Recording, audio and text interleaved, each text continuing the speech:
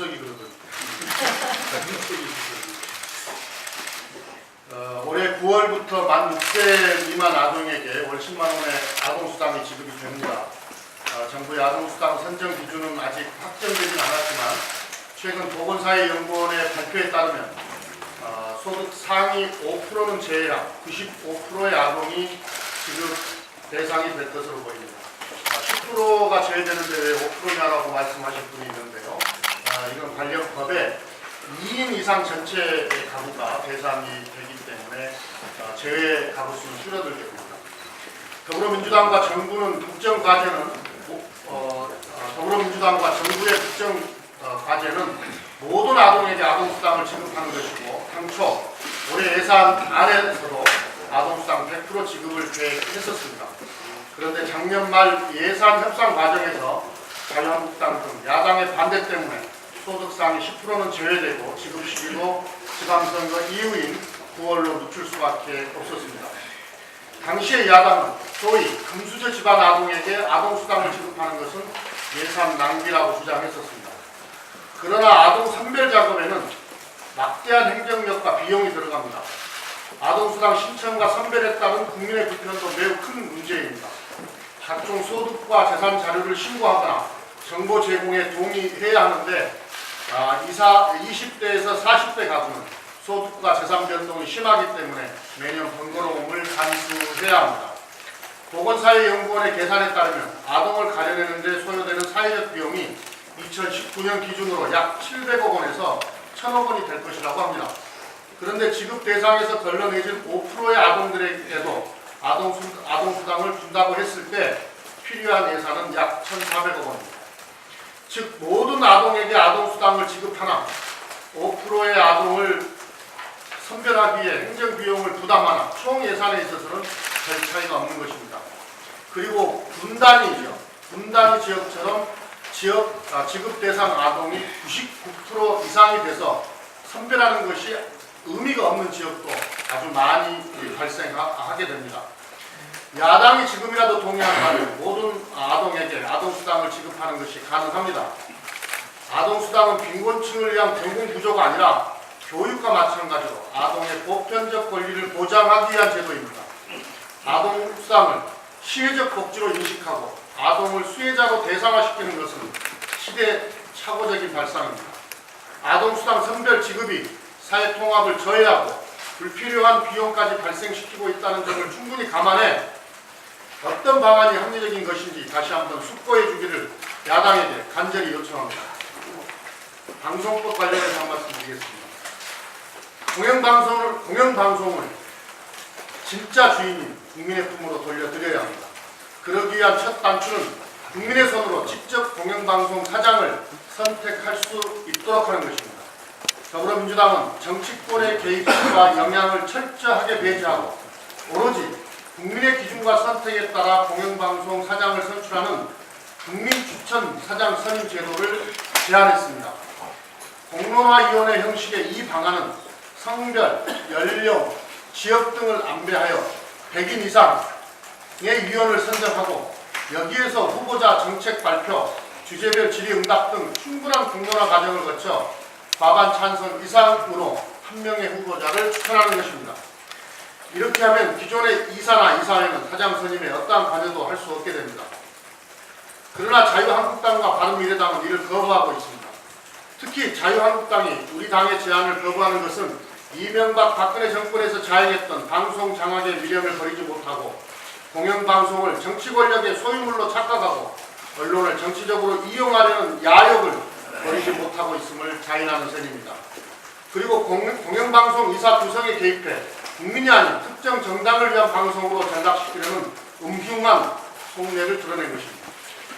우리 당을 중심으로 2016년 7월에 제출한 방송법 개정안은 이명박 박근혜 정권의 참혹한 언론 탄압, 정권의 대리인인 낙하산 사장을 통한 방송 장악이라는 최악의 상황을 막기 위해 불가피하게 차악적 방법으로 제출했던 것입니다. 현행 방송법은 대통령에게 방송이사 추천권에 힘이 실린 것이고 16년 박홍근 의원이 발의한 방송법은 대통령의 권한을 정치권인 여당과 야당이 나눠 갖게 하는 한계가 있는 것이고, 최근에 저희 당에서 제출한 국민 추천제는 대통령과 정치권의 개입 가능성을 원천 차단하는 것입니다. 어떤 게 가장 공영방송을 국민에게 돌려드리는 것인지 잘 판단해 주시기를 바랍니다.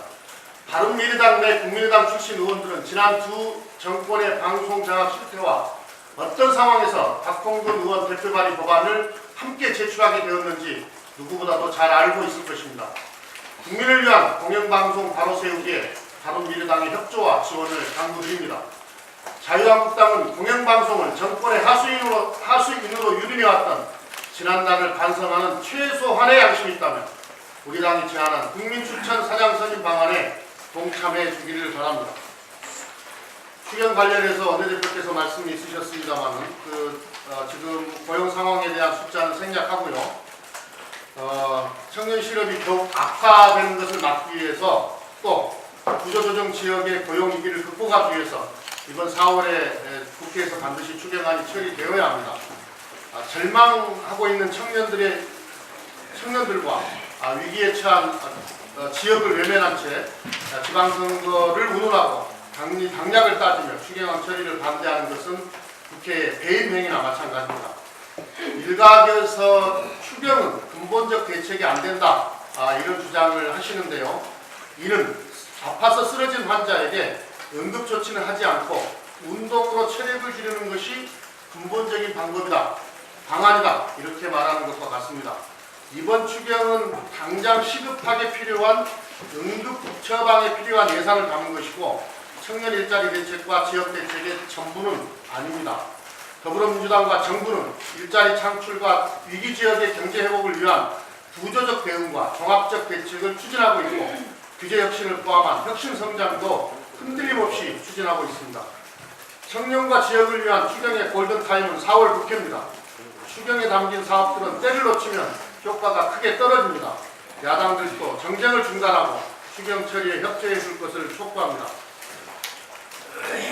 지금 2022년 대입 개편안 기초안이 교육부에서 교육회의로 입안이 되었습니다. 관련해서 두 가지만 말씀드리겠습니다. 언론 보도와 관련입니다. 일부 언론에서 수시와 정시 통합을 추진한다 이렇게 보도를 하셨는데요. 이건 사실과 다릅니다.